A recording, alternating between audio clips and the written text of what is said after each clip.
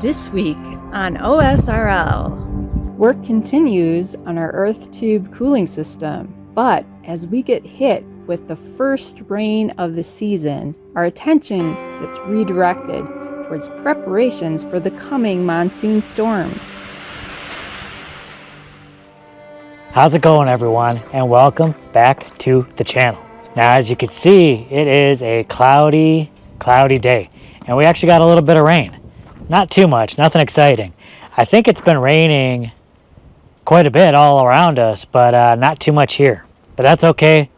We still got to get ready for the rains. There's some things I want to do, mainly right over here with the root cellar. We uncovered our root cellar quite a while ago when we're building our house over on top of it.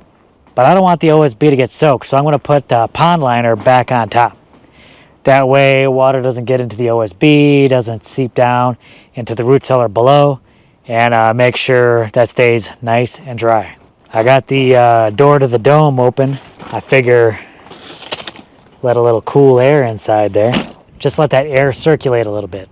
Meanwhile, we're still working on our earth tube project, and that got a little wet, but that's not that big of a deal. I mean, I got this trench almost filled in over here, but all the pipes on this trench are covered. I got a cover on that pipe down there. This one does not have a cover. Maybe got a little bit of rain in it, not too much. But that's what those holes are on the bottom for. Allows any water to just drain right out. But I'm still gonna have to cut the top off of this pipe, the belt end, and then I could put a cap on here too. But I still got a lot of work to do on these earth tube projects. So much to do with that. But once we do, geothermal cooling. Can't beat that. All right, now that we got the root cellar covered, I also want to get this pipe closed up. So I'm going to cut this bell end off, then I'll put on the cap. So the next thing I got to do is I got to dig much more dirt out of here. The excavator did an amazing job kind of digging out underneath the roof, but I'm going to need to get a lot closer in order to get those tubes down into the root cellar.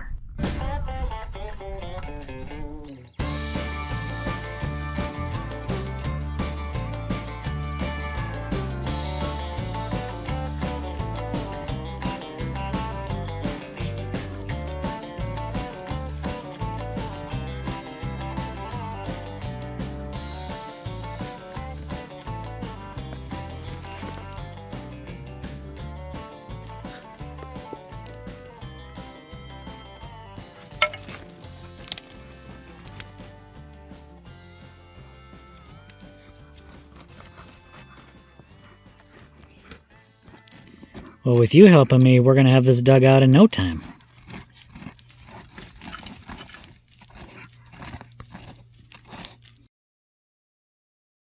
Taking a little break from digging and helping Jess. Jess, what are we doing now?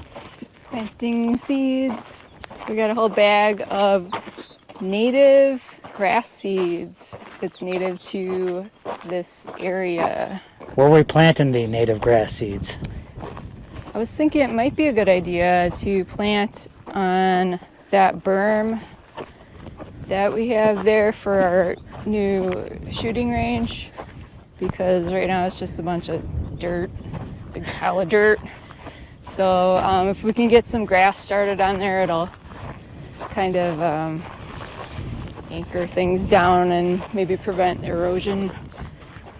Yeah, very cool. I was thinking this might be a good time to plant it because it seems like the monsoon season is starting now, so it might be a good time for these seeds to germinate. Yeah, let's plant them.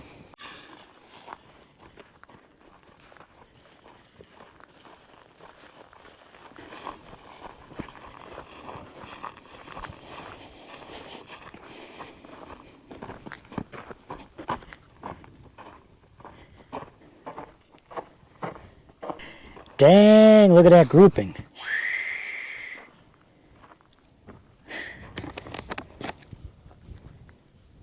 Do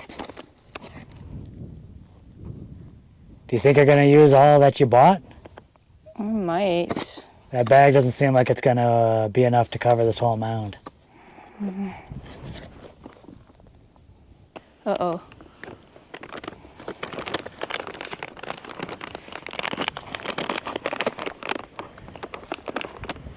Oh, it's coming this way, isn't it?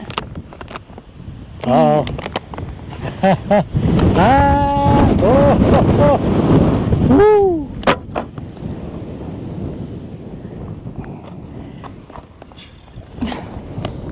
The target stand fell. Good thing you didn't. All out? That's it. Did you have enough? Not quite. In hindsight, do you think you needed a whole other bag? Probably. Okay. But we'll see. Like, we'll see how much of this even germinates. Oh yeah, you might need another bag, maybe even two, huh? Yeah. Oh yeah, so this is, shout out, where'd you get these seeds from? Native Seed Search in Tucson. It's a great place for us to get all kinds of native seeds. So now we're just, we wait and see, huh? We wait and see. Ah, we're getting a little bit of rain. Looks like just got those seeds out there just in time. Feels real nice.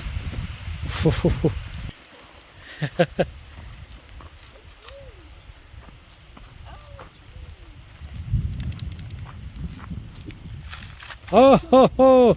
She got too excited.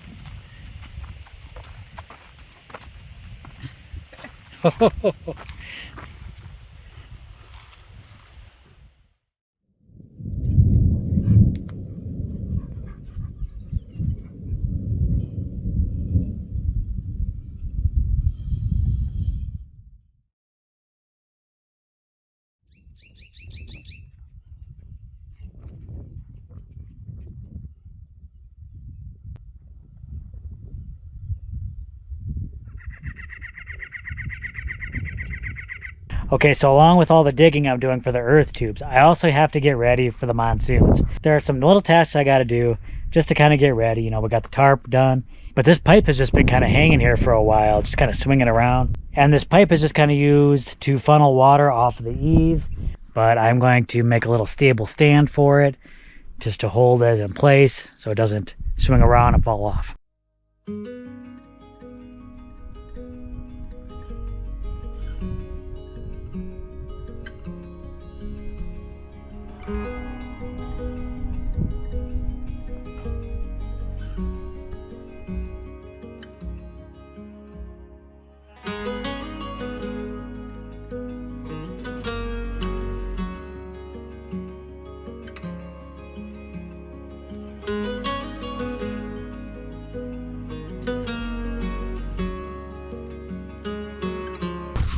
Making some good progress, huh?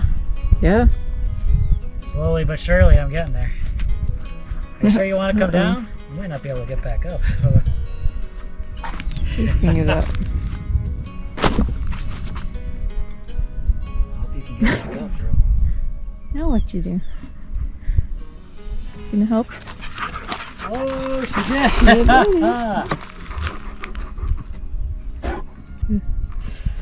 A lot of work. Yeah, bouncing between this and the range horse. Mm.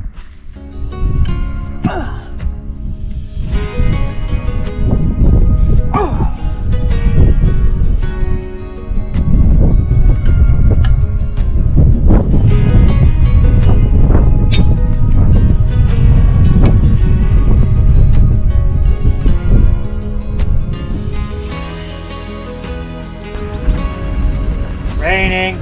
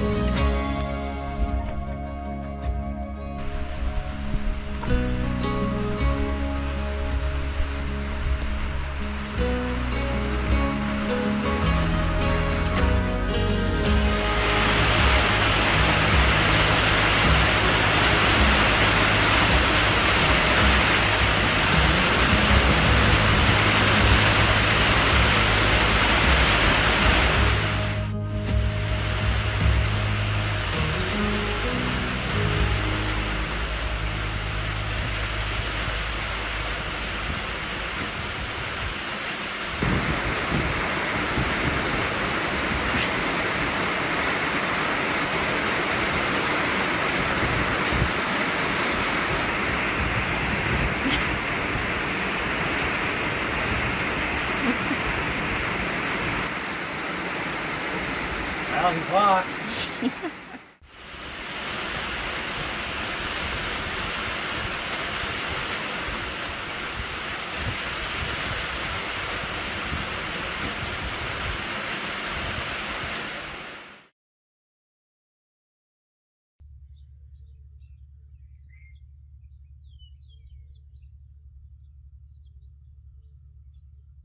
All right, everyone, just checking in. Last night was our first real rainfall of the monsoon. We began some real light rains, almost as an even real measure.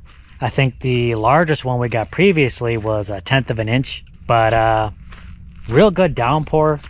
Like, it came down really heavy at first, probably got like about maybe 1/2 an inch in like the first 20 minutes or so, and then just a real light rain after that. Let's see how much we got. Oh, look at that. About 3/4 of an inch. I've already been kind of around checking everything. Everything looks like it held up real nice. I didn't even see much cob come off the dome. That's always good. Looks like the cob on the dome remained intact. I'm glad I got that pipe stabilized at the back of the dome. That looks like it did a really good job in directing that water. Everything around here is a little wet. The ground's a little wet, but not too bad. It's like you can still walk on it. So we came through the storm really well. Of course, the trenches are very soggy. I've already been down in trench number 3 doing some digging. The rain will actually make this go a lot smoother, but I do have to wear the muck boots when I go down there because it is a soggy mess, if you can just imagine. And I'll still be working on that today. I'm still gonna hack away at this and try and get this trench situated. Yeah, it's kind of crazy how much digging and how hard it is just for this little section. And obviously you couldn't do that whole 100-foot trench by hand. That would be crazy. Now meanwhile, just kind of going around the property, our poly tanks have got to be filled up again. If they're not filled up, it's got to be pretty close. Probably got about 400 to 500 gallons in there overnight, so that's nice. And the IBC totes have a little bit more water in there. So I'm gonna get back to digging out that trench. I think digging will be a little easier, but just kind of muddy. Gotta wear those muck boots. But it is gonna be kind of challenging because it is gonna be hot. And with all the rain, probably pretty humid too. But gotta do what you gotta do. Just get back in there and get it done.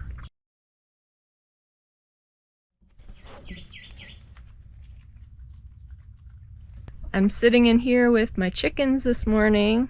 It can be interesting just sitting and watching their behaviors, all the funny little things they do. One thing I don't like about watching them is some of their social behaviors. They have a social hierarchy that people sometimes call the pecking order, and that means that they can sometimes get aggressive with each other, but they use that in order to maintain a sort of order within their flock. Another thing is that if one chicken gets sick or injured, the other ones will often gang up on that chicken and attack it. It's really difficult to watch, and it seems really cruel, but it's probably a survival instinct. If you think about it, predators are more attracted to weak individuals because it means an easy meal for them. And I'm sure the rest of the flock really isn't looking for predators to be coming around. The other day, one of my chickens injured her leg. Now, when the other chickens caught on that she was injured, they started pecking at her. They actually pulled the feathers off of her head and she started bleeding. And I knew I needed to separate her or the other ones might actually kill her. So I have her safe in a separate little coop, and she can rest her leg, hopefully heal up. But this whole thing got me thinking about bullying behavior, because chickens are real bullies. Now, Jim suggested that I talk more about my experiences with autism. And I was thinking this is actually kind of autism adjacent. Autistic people commonly experience bullying because, to put it bluntly, they're kind of weird. They can definitely be socially awkward. Some of them are completely nonverbal, or they have no social skills whatsoever. And some of them have other kind of strange behaviors, usually because they're very hypersensitive, or they get overstimulated, or just easily overwhelmed. And so some of the things that they might do to try to cope with that seems kind of strange to other people. Now, with the rise of social media, it's given people a new way to bully other people. And they can do it without some of the repercussions of like a face-to-face confrontation. In fact, I see bullying type of behavior being rewarded in the online space because everybody's competing for attention, and a lot of times content that generates negative emotions like fear, anger, outrage, it tends to get people's attention quicker.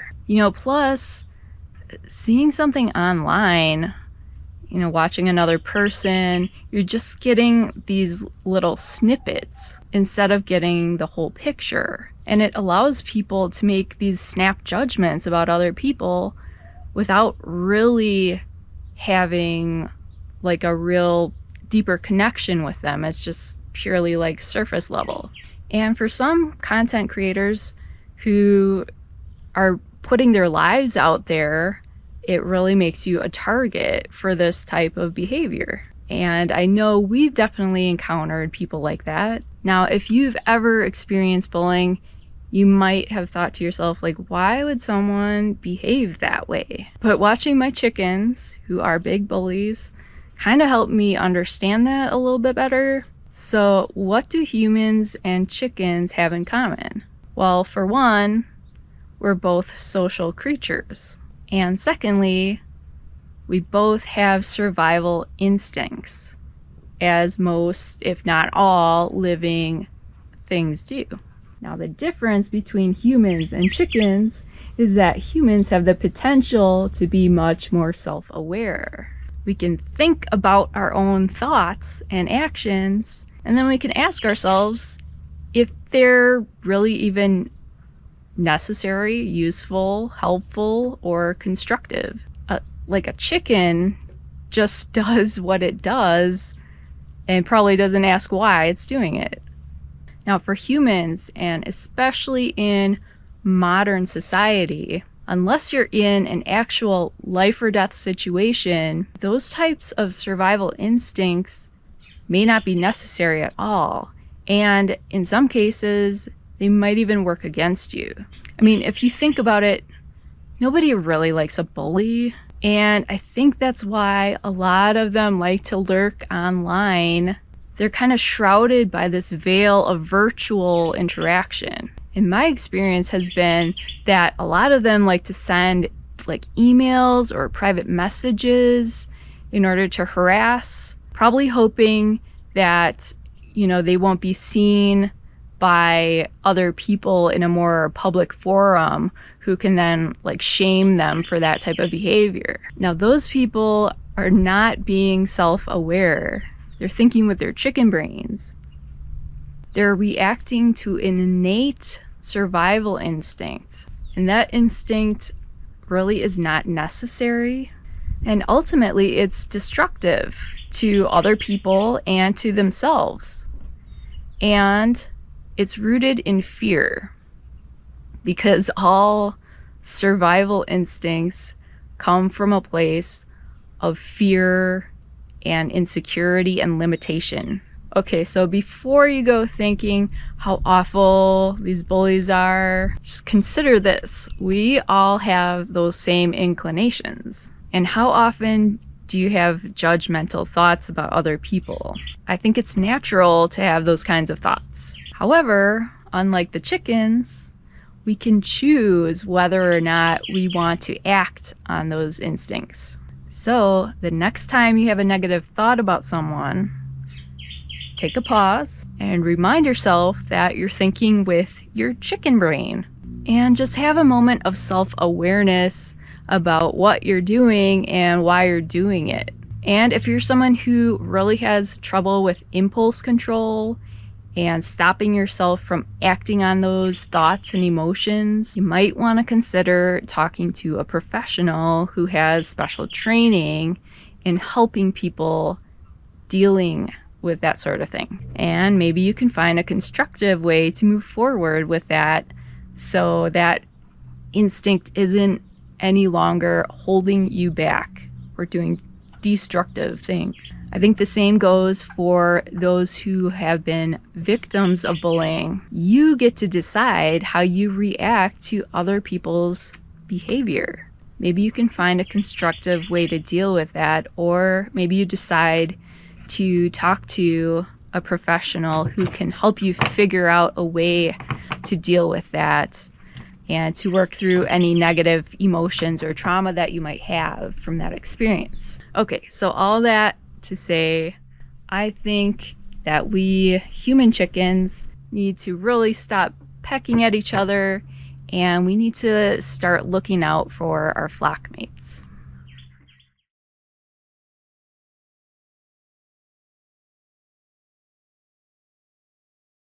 All right, I have been out here for a good part of the day just hacking away at the slope of this trench, and I'm making really good progress. I think I'm really close. I got Jess out here. She's going to help me test things out, and we're going to see how much farther I got to go. I know I still got to go a little bit more, but I'm getting real close here. What are your thoughts, Jess? You've seen it before. You carved a good chunk out of there. So if I bring it out here to the bottom, I think it's looking pretty straight. But I think I'm going to have to chop more of this off to get it a little bit lower. I think we're getting there, Jess. Almost there.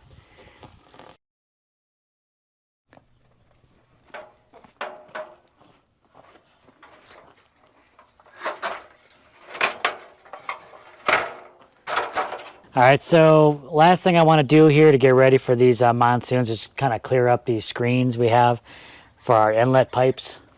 I don't know if someone tried building a nest here, but we're gonna clear all that out.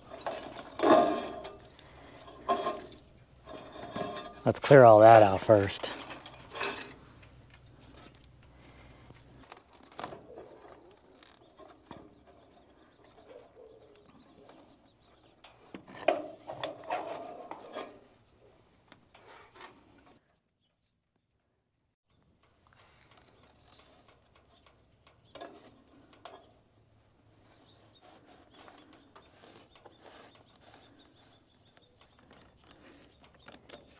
Yeah, this is something we like to do before every monsoon. At least we try. You're looking to catch a mouse. You didn't catch a mouse, did you? No. Uh-oh.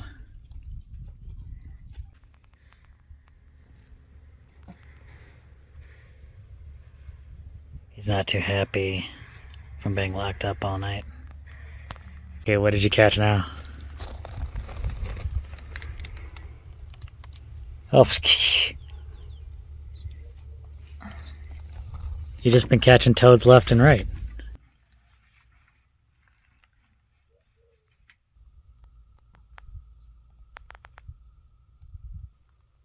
It's tucking itself in for the day.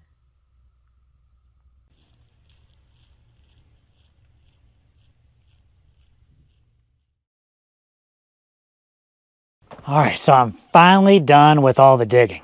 That was a task and a half. I'm really glad that I had our excavator kind of dig in a little bit more than some of these other trenches. That definitely saved me a ton of work, even though the little bit I did have to do here was still pretty difficult. In retrospect, I should have just had him dig all the way down instead of sloping it out. And that would have saved me even more work, but what can you do? It didn't quite work out how I had imagined it, but, but we're done and we're ready to move on. Next step is gravel. So I'm going to get started with the gravel, but I don't think I'm going to have enough here to finish this off. So I'm going to have to get more. I'm trying to decide whether to pick it up myself or try and have it delivered. We're still working on that, but I do have enough to get started. So let's do what I can do.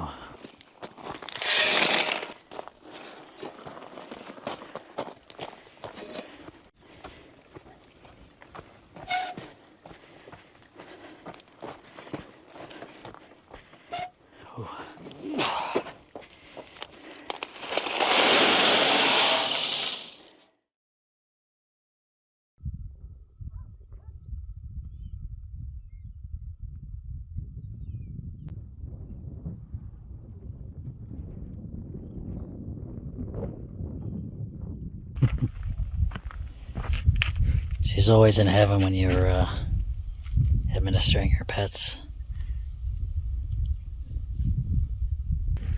No one does pets quite like Mommy.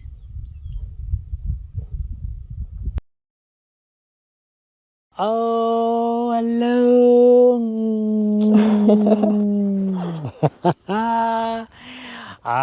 Well, it's rainy season. Monsoon. The monsoon is here. She wants some action too. You want some action? Huh? You want some action?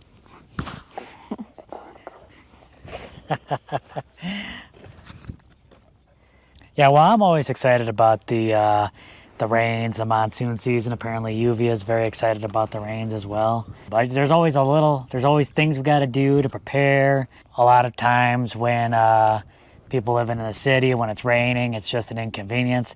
For us, we got to go into action. There's a lot of things we got to do to prepare, to get ready, to receive all that water. I think our poly tanks are probably almost full again, which is nice. It's kind of really hoping to push forward with the earth tubes, but unfortunately with the rains, that kind of got in the way. Water's the priority right now. Oh, and I know a lot of people have been questioning about the cistern.